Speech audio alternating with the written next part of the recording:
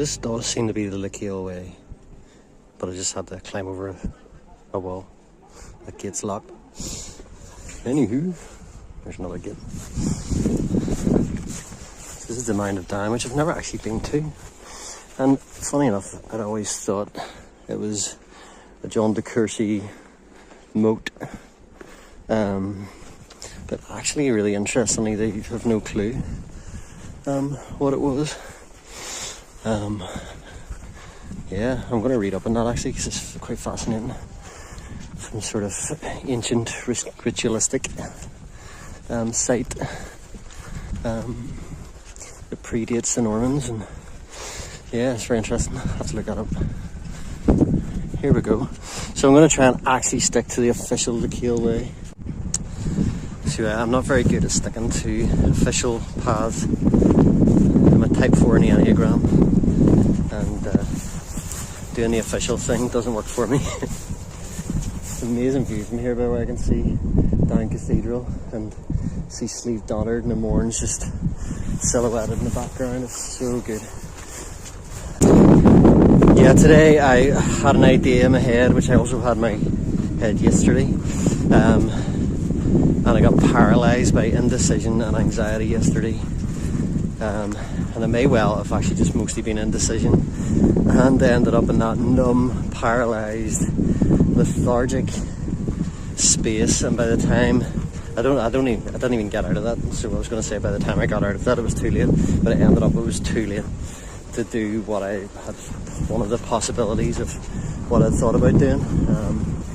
So today, again, I kind of left it a wee bit late for the notion that I had regarding, like, whenever I did further research into public transport and things like that, and making this little route work, it wasn't going to work out. And I really only figured that out now I'm on the move. While I was in the bus station, I had a closer look at timetables and realised that my little idea was not going to come to fruition. But I'd already bought my bus ticket to Downpatrick. I remember years ago, maybe 8, 9, 10 years ago, and I was really struggling with being alive, and yeah, I just felt totally lost. But something was calling me to just go somewhere, go do something, and I ended up jumping on a bus down to Downpatrick. A bit like today, but there was a lot more lostness and stuff that I was struggling with in life. And I remember coming down, it was a sunny day like today, and I went up to St. Patrick's grave for the first time, or the stone that's there that, you know, supposedly marks the original site of St. Patrick's grave, and has carved with Patrick's name on it. But I just remember there was this gorgeous wee tabby cat, and I was just lounging on top of the gravestone, and it was just so healing for me, like, just to sit with this cat, because I had no real plan to do anything or where to go. I just come in some sort of pilgrimage out of lostness to somewhere, and just going in the flow with that. And then this cat, you know, just so playful and friendly, and so I ended up naming this cat Paddy the cat. So if you ever hear me talking about Paddy the cat was there about 8, 9, 10, probably say 10 years ago, when I probably needed Paddy the most, and just sitting with that cat for about an hour, and just stroking and lounging in the sun, and just trying to find calmness, I suppose, find a centre when it seemed like there was no centre. And yeah, so coming here almost feels like a bit of a pilgrimage in a sense, just because the St. Patrick lore. But for me, there's a personal kind of pilgrimage and a reminder of where I've been and where all the things that I've come through to get to here. And I think that's an important thing to do in our lives. It's a bit like journaling, you know, where you're sort of marking out the journey. And in some ways, these little journeys are a bit like my journal, but a journal of walking, a journal of exploring, and a space is given to the internal conversation and the other voices that might be there, and And it's a bit like whenever you journal, sometimes you're afraid to journal because you're afraid that something might come out, like a truth might come out in that stillness and calmness and reflectiveness, that a truth might come out that you have to do something about. And it's terrifying. And I think some part of the fear of being alone, and I mean like alone in these types of like walks, excursions, it's easy to get stuck in the, especially if you're recording stuff for YouTube, or just stuck in the ticking off boxes, or get lost in the map and those kind of details, and not allow that space for the stillness and the calmness, and for allow the reflection of the water, the rippled water, to calm down enough to be able to see yourself more clearly and more honestly. And so there is something that can be terrifying and daunting about coming out with the possibility of that place of reflectiveness. So, and even being aware of that, I'm aware that I've come out today, and it'd be easy for me to get lost in the doing, lost in the map and the instructions, or the road names, or which turn left, which left turn, which right turn, or to video it and get nice videos, and doing this. But yeah, I thought I'd share that little story. And here we are, we're going to go up the Mound of Down, the Mound of Doon, going up the down. An amazing sunny day. I've had to put my neck gaiter on to protect my neck. I did get a lot of Factor 50 sun cream on. Seen loads of butterflies already, some red admirals, tortoise shells. I saw a sparrowhawk, second one I've seen today. I saw one outside my front door this morning. I always intended to come up to the top of the Mound of Down and for the chip or a bottle of wine, and never happened. Yes, the plan today is basically, I had hoped to go walk from Downpatrick to Castle Ward, but then from Castlewood to explore Castle Ward with the possibility of finding a nice wild camping spot beside the shore. There is a campsite there, but again, I'm not a real campsite person. I'd rather wild camp. So yesterday's plan, if it came to fruition, would have been to walk to Strangford, Castle Ward, camp on the shore, walk to Strangford town the next day, or village, and then get the little ferry crossing across the Portaferry, and then get a bus from Portaferry to Belfast again. So this is my last day off before going back to work again, so I can't camp overnight, but I thought I would at least get the bus to Downpatrick, walk to Castle Ward, explore, walk to Strangford, and still do that Portaferry crossing, but on the same day. And then get the bus again, just do it all, but without the overnight camp. So that doesn't work. So what I might be doing today is I might be walking from Downpatrick to Strangford via Castle Ward, exploring, look for camp spots, and then hopefully rendezvous with a bus from Strangford back to Downpatrick that will hopefully connect to a bus back to Belfast. Hopefully get me back for about 8 o'clock or so. So that's kind of a vague plan. If none of that happened and I just sat here enjoying the sunshine, I'd be totally happy with that too. I got all the fireweed all coming into seed. Well, it's actually, some of it's already seeded and gone, but Rose Bay willow herb, official name, also known as bombweed, because it was always growing in the bomb sites after the Second World War and the bombings, because it would grow anywhere. And then also known as fireweed, probably from bushcrafters and people of yore who used this as a tinder. It always put me in mind of the end of summer, which is kind of a nostalgic, melancholy kind of time. Used to be nostalgic and melancholy in a bad way, but now I'd say it's probably more nostalgic and melancholy in a transitioning way, which is good. A time to make peace with what the summer has been, and all that happened and all it was, and turn your eye towards the autumn, the fall, the winter, the seed fall. Right. Here we are, summiting the highest peak in Downpatrick. It's tough going.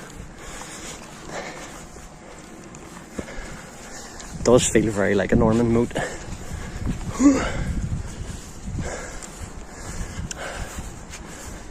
Yes, this is the spot. Down Cathedral, where I started. There's the more mountains, which I'm hoping to spend a bit more time in over the next few months. Hopefully I've arranged some extra days off, using up some holidays. So the dream at the minute is to do a 3-day week for the next wee while. And there is, I'm assuming that's the Coyle Pondage, but actually maybe it's not. Possibly part of the Coyle River down there. Sleeve Crib in the distance. Just lovely sort of rolling hills, which is beautiful in and of itself. Right, I need this. There's a wee tractor in the field. That's lovely.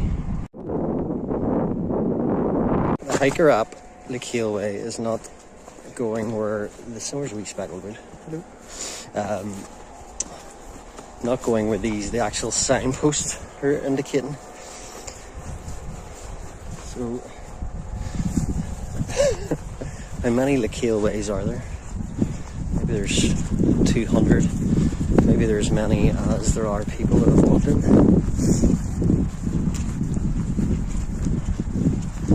We shall see. I'll make my own way.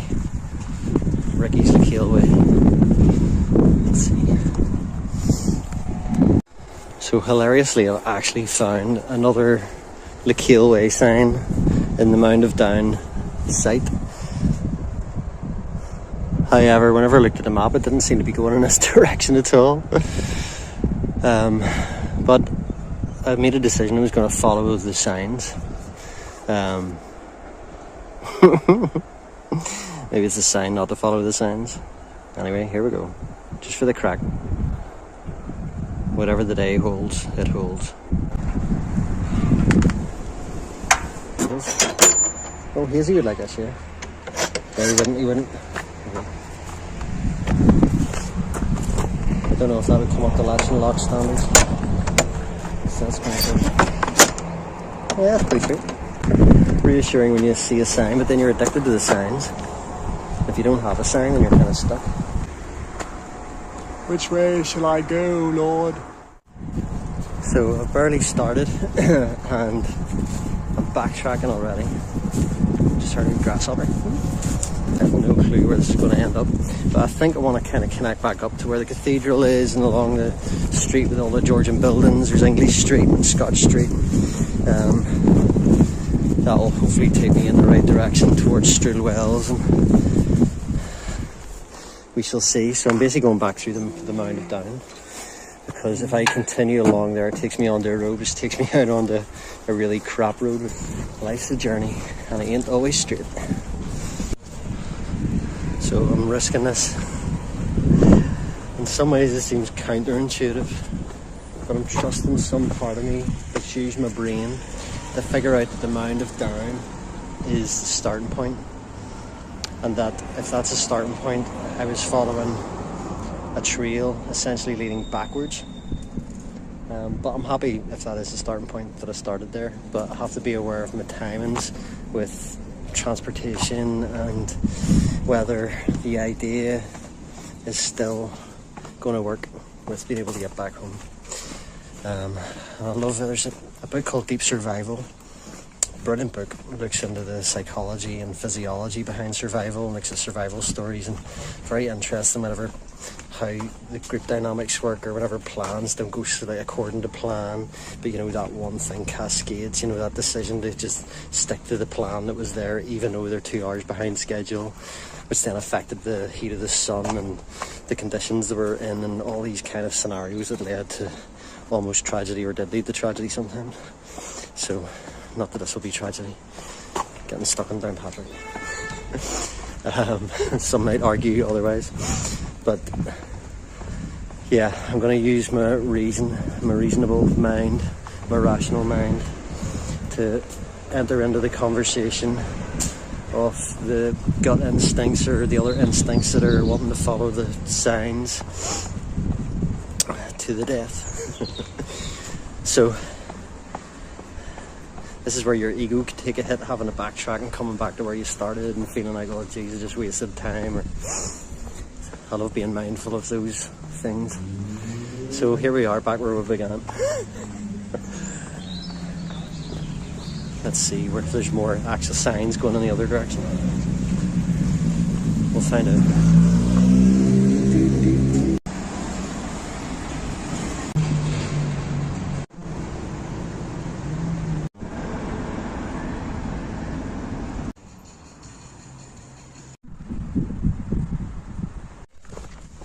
Just saw a cracker dragonfly.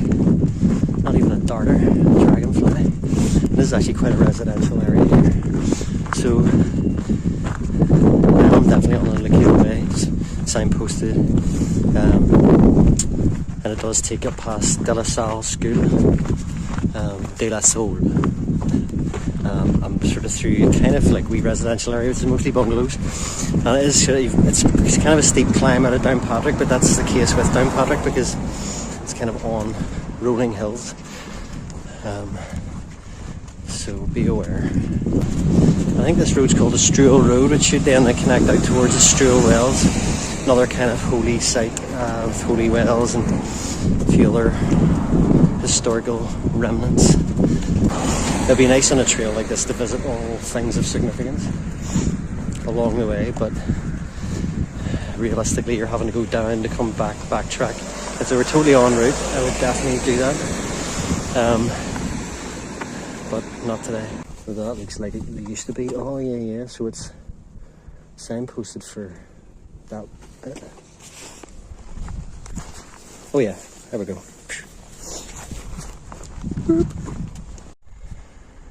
So I've just come off the Knocknashimna Road and there's a lovely wee trail.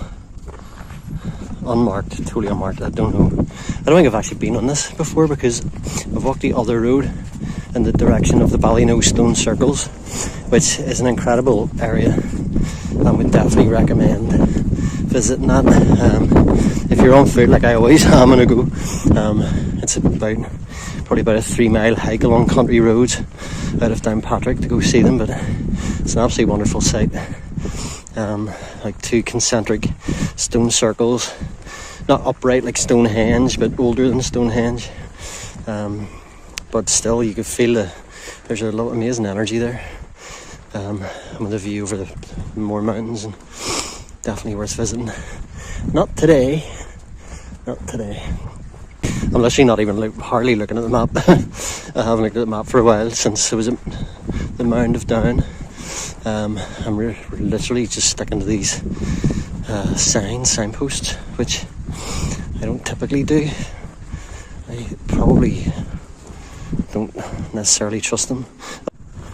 Yeah, I've been in other waymarked trails and there are sometimes issues where they haven't been looked after and there's some of the signs are missing, or some people have the signs fallen down, say it's in a mountain and it's boggy and the sign's fallen down, somebody's put it back up again and they've put it in the wrong place to indicate in the wrong directions.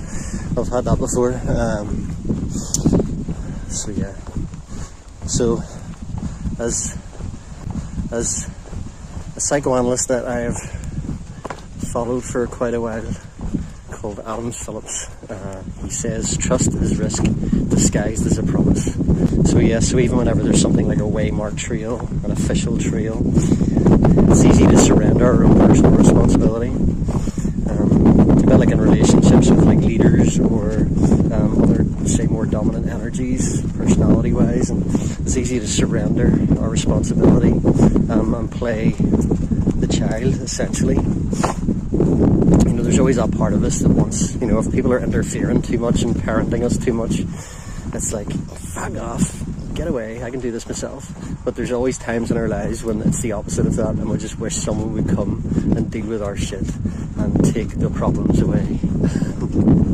So I think within us there's that part of us that is the child. Some of that childishness and childlikeness is wonderful and beautiful, and I hate that we lose so much of that in the adulteration of becoming an adult. The adulterated self.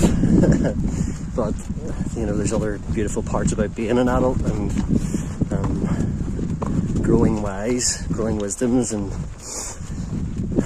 equipping our toolbox with tools that are useful to help us do life, relationships, help us navigate things well, help us conserve energy and help us find vision. So there's a part of me that would just love to be following the trail, trust every yellow arrow that says Lecale Way, but never surrender the personal responsibility. Attention, en moto!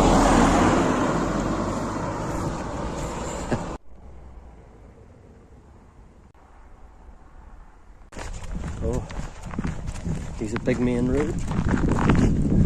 Hopefully won't be on that for too long, and I see a wee road with no markings on it, which must be for me. It was made for me. So I found a Stroulwells road. Awesome. So I don't use apps that much. I'm old school. I use paper maps. I got my paper map in here. There were no signs, and if there were signs, they've been overgrown. The nettles are thick. There's possibly a post with a sign on it. And you kind of can go by instinct. You know, there's a main road there, or there's this, you know, road with no markings. It's likely to be this. So you can make some sort of common sense sort of decisions.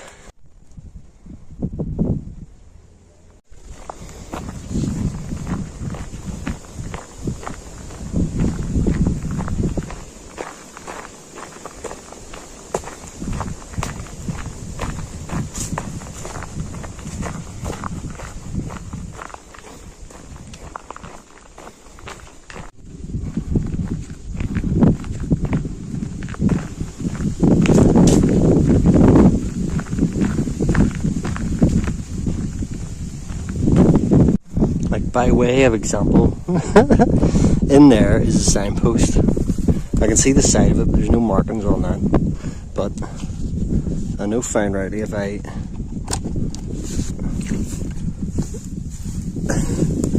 brush the jaggies aside, you can see that we are on the Lecale Way.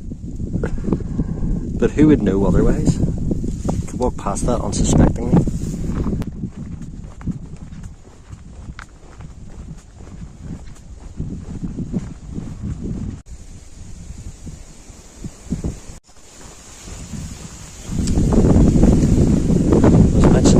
About change of seasons and transition. I remember back in the darker days when I used to really struggle. Like I struggle with just life in general. Maybe moments of not struggling, but mostly struggling.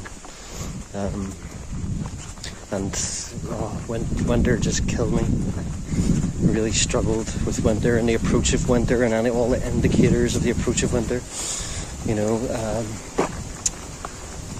so it was a kind of melancholy feeling, but one that very easily slipped into the deep dark recesses of places that are very hard to get out of. And I remember intentionally, I think it was around the time 2008, so financial crash, made redundant, had lots of time in my hands, and I remember intentionally going out into nature as much as I could, especially coming into September, October, and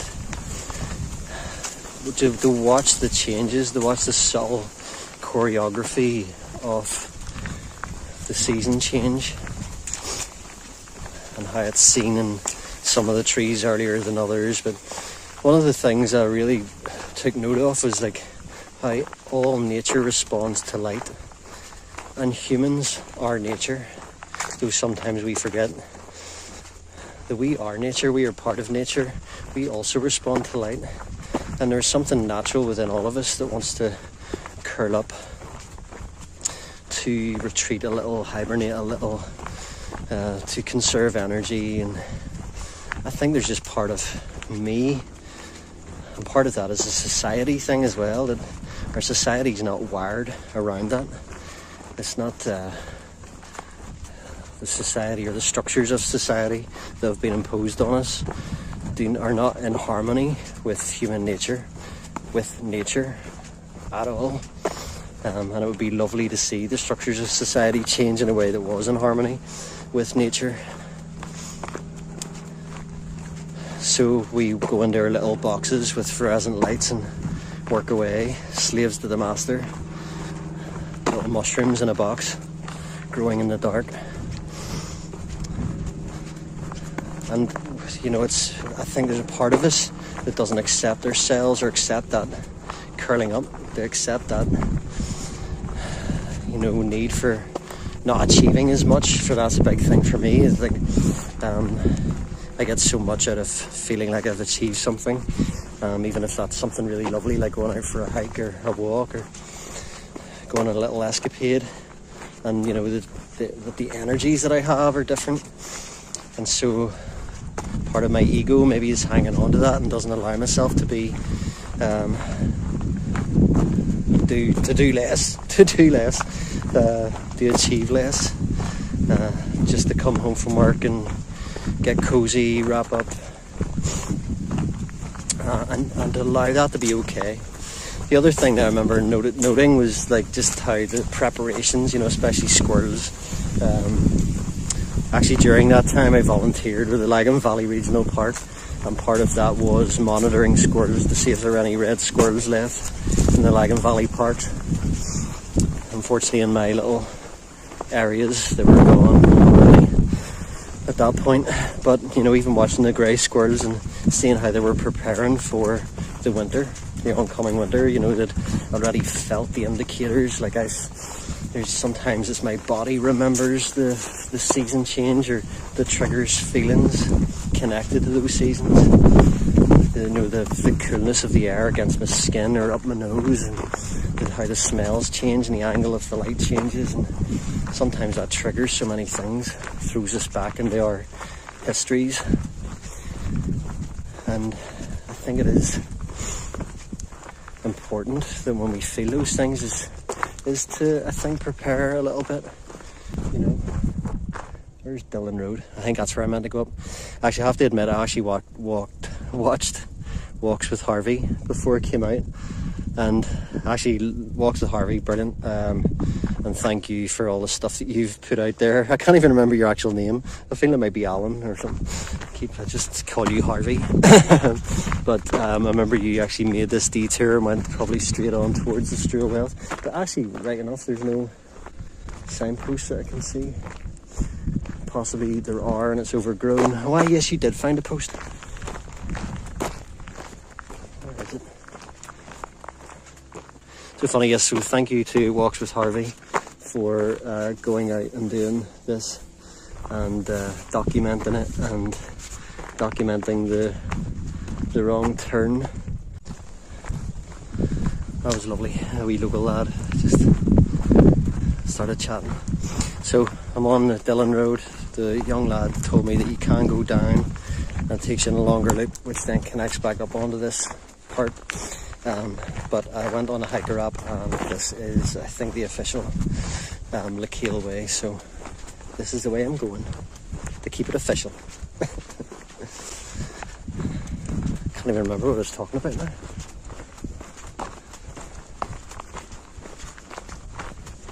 Preparing for winter, that's it. So yes, I remember that sort of time in my life, 2008, going out into nature, seeing all the changes, making my peace with the changes was mostly what it was, and accepting that part of myself, accepting the natural, what might look like depression, the depression of energy, to accept an amount of that. In some ways I feel like it was the struggle with that. There's a feeling of shame, or it just didn't sit well with me. But also I think there was later on, years after many more winters, there was that, the idea of the Scandinavian cozying hug, or whatever they call it. And I started that was my time in the bars as well. It was to look forward, to visualise what a winter might look like, what a good winter might look like. To visualise, you know, candles burning in a cosy bar with traditional Irish music playing, and you know, the knitted jumpers or your favourite winter jacket, all those kind of things. To be able to visualise that and visualise what a good winter might look like for you personally. I don't go to bars anymore, so it's a bit different for me, and I suppose I have to re-visualise that, find a new vision of what a good winter will look like. But my partner has been good at teaching me to enjoy relaxing and switching off a lot more. Learn how to enjoy lying on the sofa watching TV shows. I'll keep going. So yeah, she has taught me the wisdom of doing less. And so that is a lot of what the winter is. It is a period of time when you probably will do less, achieve less, or at least the achievements will look different than they might have done in the spring and summer. That she has actually helped me in some ways re-visualise and accept that part of myself that is expressed in winter. And it does affect the energy, and it'll affect libido, it'll affect all those things, but some of it is just accepting that, allowing ourselves to be that, allowing ourselves to be nature, to be a part of nature, to be natural beings that require light and are affected by light. It's okay.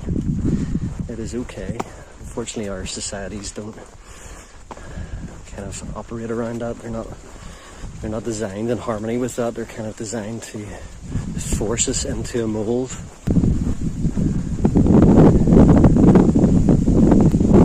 Revolution!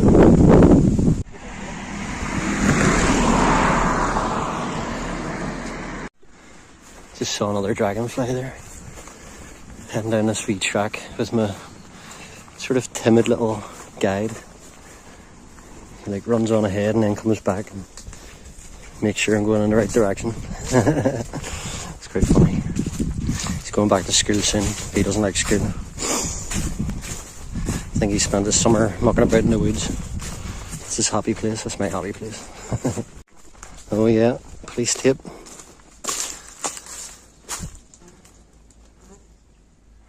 Peeler's doing a bit of littering.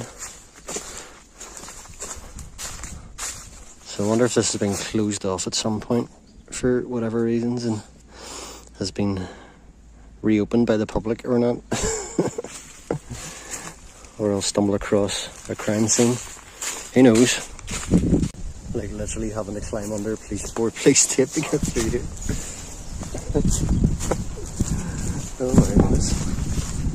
What a day, what a day. Here's the jaggies.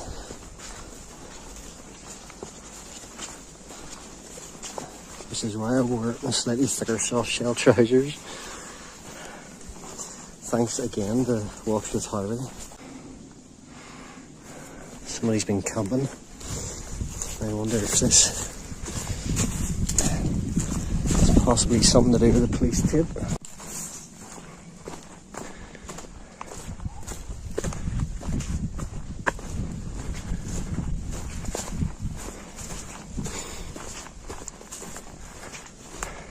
This is a lovely trail actually, this bit. The muddy section. That's not too bad. Not too wet, dried out a wee bit. But this is lovely. Yeah, I would say that if it had been raining recently and you were doing this trail, then yeah, it would be very muddy in some of those sections. Some of the nettles definitely look like they'll get up to elbow height, shoulder height, depending on what height you are. So yeah, definitely be aware of that if you're walking these trails. Not too bad so far, so we'll see. You asked me to send a couple of pictures, off the branches. Because I had to come up here with big chainsaws. The young mate has been onto the phone to the council here to get this sorted. It's not on. How am I going to walk this? So I'm going to have to go over here instead. Oh. I get your phone sorted. That's a bit loose, isn't it? Get back onto the trail here after the diversion. There's some really nice stone walling around this area. Quite unique. Look at this trail here.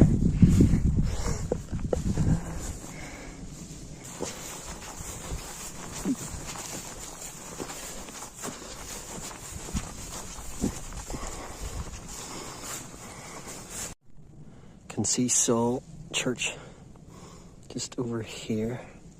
Looks beautiful in the evening light. Supposedly where St. Patrick founded his first church on the 17th of March. It's a lovely wee church building. I was in it for a wedding once.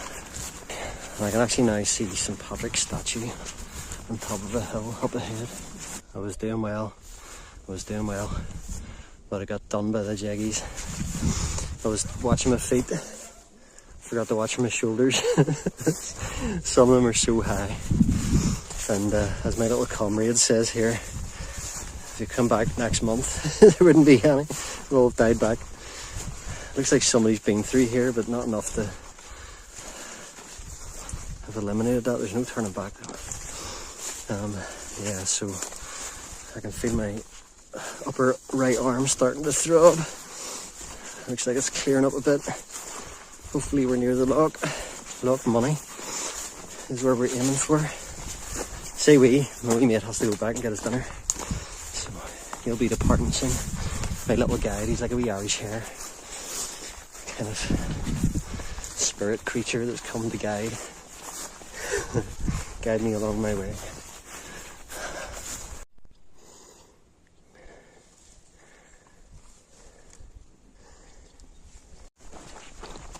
I love the smell of cow poo. I always remember my granny saying that was good country air. And my older brother, he hated it. I love the smell of good country air. Smell of, I'm just walking through basically a farm, which reminds me of being as a kid over in the Lake District, walking through farms like this, smelling the cow pats. This is lovely. Just walking through a farm. Get back on trail. This is absolutely lovely. Such a gorgeous evening too.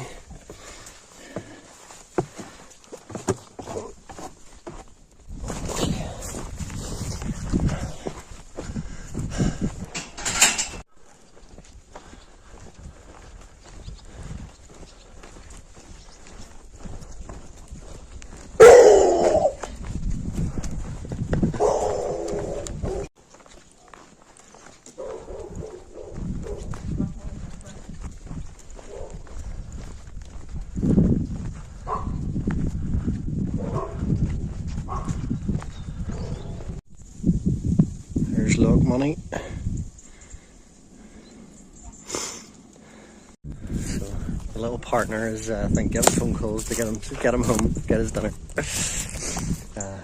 So I think I'll stop at the edge of this lovely log for a bit if there's a nice wee spot to stop and just assess times to see if I can connect up with a bus or if I can walk a bit longer and then connect up with a bus. So I may end up just heading back up to Saul, maybe I might go up to see St. Patrick's statue and then head through Saul back to Downpatrick that way. And that'll feel like a nice wee circuit, I think. Yeah, I'd be pretty happy with that. That would actually involve walking back to Downpatrick as opposed to getting the bus from Strangford. But, yeah, just gotta play it by ear and adapt and reassess sometimes. And I mean that for life in general, not just for hikes.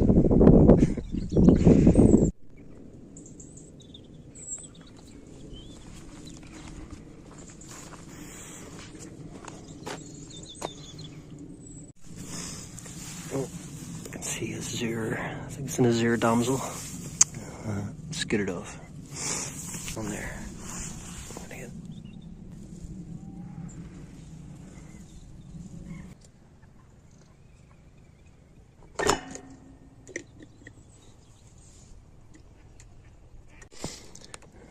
I just noticed I had noticed in the map before, but didn't realise whereabouts it was. But there's rock scribings, and if I don't really want to go back, I think I need to get up to Raholp to connect up with the bus.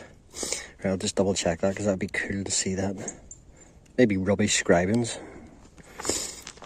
Maybe like Jerry was here. Yeah, okay, I'll have to double check that. I'm gonna take a risk. Didn't realise there was rock scribings were in this area. I've got 45 minutes to get to Raholp, which is about 1.5 kilometres away.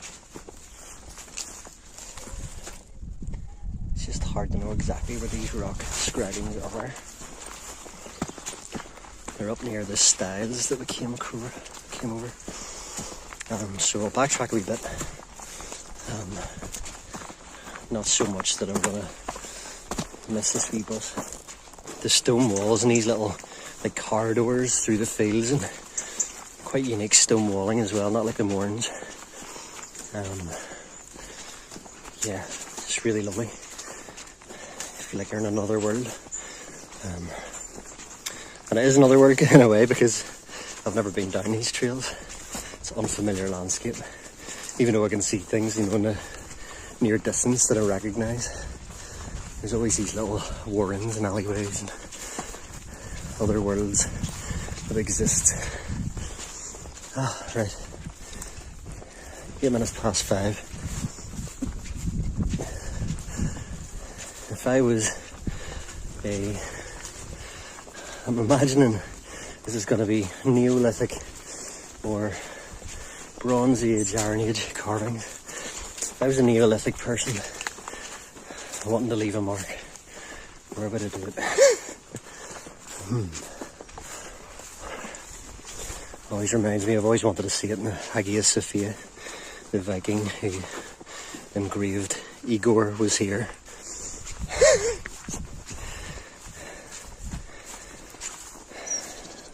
Well, haven't changed much. Like people graffitiing penises in Roman times and stone walls. Oh. So I've decided to call that endeavour quits. I intend to do the Lecale Way more properly. This is more of a research mission. And the further I go that direction, the more the distances I'll have to cover to get back to the bus. And I'd rather not do that rushing around. I'd rather just relax and do that. And where's wee speckled boot?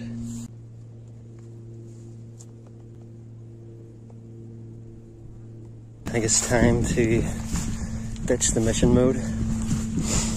Accept that I'll be getting a bus shortly and just enjoy this absolutely beautiful evening and the beautiful location, the randomness of it. The rock scribings aren't going to go anywhere. And to be fair, they're probably covered overgrown with nettles and bracken. I'll come back maybe in October. It's good to be able to catch yourself on sometimes and catch yourself on, mate. Like I can get into mission mode, get the march on, and then you're not really present, you're not really here. And there's something I get out of that thing, you know, there's almost a bit of a flow state. You know, you don't need to think about anything else. You can just, you know, feel the burn in your legs, and something deeply satisfying and embodying, I suppose, as well. But it's good to go, why am I here? I'm here to enjoy this and soak it up, and this is just magic. So yep, time to relax, to saunter gently in the direction of a little village called Raholp, random name, where I shall hopefully rendezvous with an Ulster bus.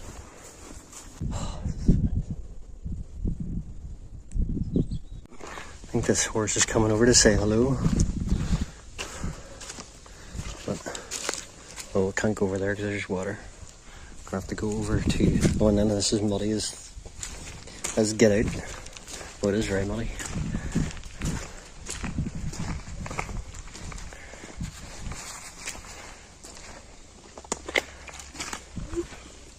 Hello, I came over to say hello.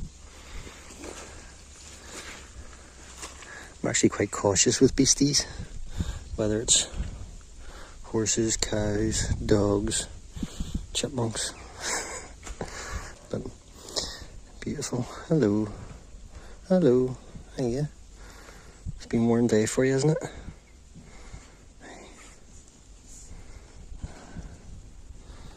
I only got dry roasted nuts, but I don't think you'd appreciate those.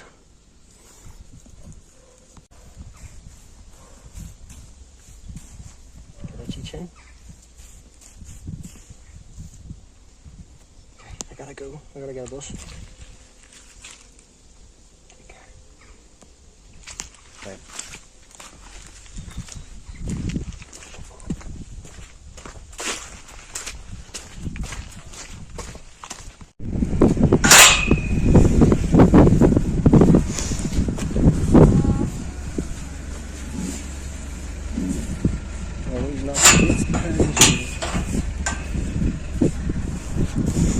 So this is obviously through farmers' land. Some of the old buildings. Nice. I like people negotiating, coming up with solutions together. Not being bullied into doing things. These trails definitely give a wee sense of adventure.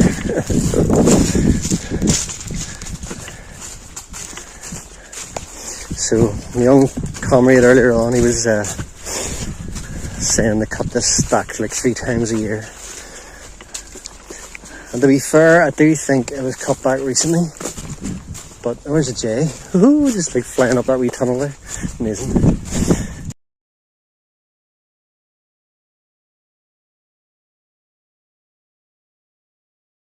Jays will be more active, getting their acorns soon, or maybe already. This is delightful. It's just that ancient corridors. Yeah, little ways like this, they feel ancient. They feel like they've got this history to them, and the land has gained use either side of it, but these have continued to be used. Has this feeling of like an ancient way, an ancient corridor. It puts me in mind of Robert Macfarlane, who's a wonderful writer. Not probably everybody's cup of tea, but well, I hear the J now. But he talks about, there's a book he has called The Old Ways, and he talks about all the different words for ways, tracks, trails. Like Holloway, I love Holloway, which is a name, a surname, but also a term for a way that I think has been used so much that it's kind of, the way is sunken down into the earth around it. But I would definitely recommend looking up Robert Macfarlane. He's very interesting. He's written some very interesting things about the language and the loss of language, like the loss of Gaelic language, even the loss of English language, but how we've lost so much of the Gaelic words, because the Gaelic words were so connected to the landscape, to nature, and we've lost that relationship with nature. But you know, people in rural areas will cling on to that a lot longer. Those words will be, you know, still meaningful to them. Whereas, you know, the more that we become urbanized, you know, the less those words have meaning and stuff, they stop getting used, and if they stop getting used, they sort of become obsolete and they die off, and the language gets dead. And it takes acts of sort of artificial but intentional movements to try and cling on to those things and keep those things alive. Like, I barely know any Irish language at all, but I did go to some lessons because it sort of felt like it was important. But even the little that I did learn, there felt like a real deep connectedness, a rootedness, earthiness to it, which seems so connected to the natural world. There's a pair of ravens flying up there. Lovely young cows looking over at me curiously. Oh, there's a wee. It's nice work, nice job.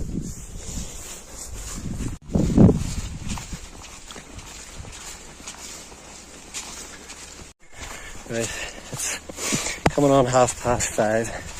We've got 15 minutes to connect with this bus. How am I going to make it? Right, have a wee look in the map again. Hello, I see signs of civilization. I think we may not be far. What an adventure. Yeah, I think we're nearly there. Not far to go, just follow this trail. It'll bring us out into Raholp. Again, I love this, like walking through like wee access roads. Like, look at this wee cottage.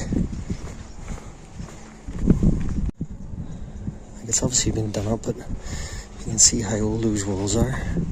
It's like wattle and daub. That's the cutest little cottage, and there's a wee tiny dog in the doorway, basking in the sun. And reassuringly, I can see the road. And it's 33 minutes past, 12 minutes till the bus.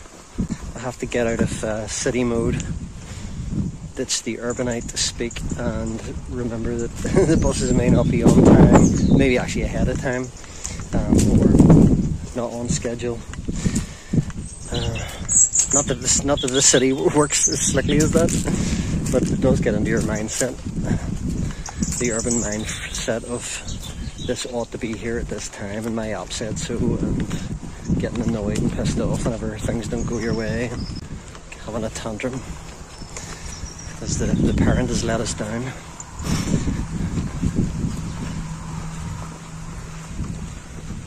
Yes. Awesome.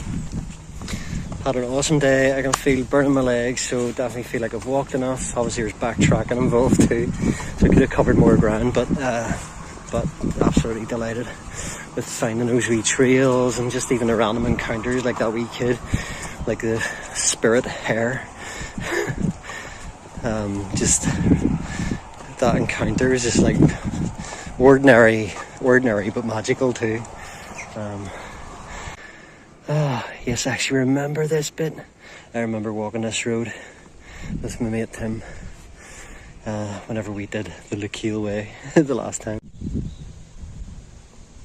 That sign was there like 10 odd years ago whenever I walked past this before. Still here. There's an old derelict building, just this one here, and it's still there. Nothing's really changed in the past 10 years from what I can see. And I can see the bus stop down there, so that's where I'm going to head. And I actually remember going down this trail before that time, and it is actually Lecale Way, so this is where I think we must have actually joined the official Lecale Way. I remember it being so overgrown further down there, and I remember that wee kind of porta home, caravan, that's what it is. I'd love to live in a wee caravan like that. Not very much like getting in, but in general.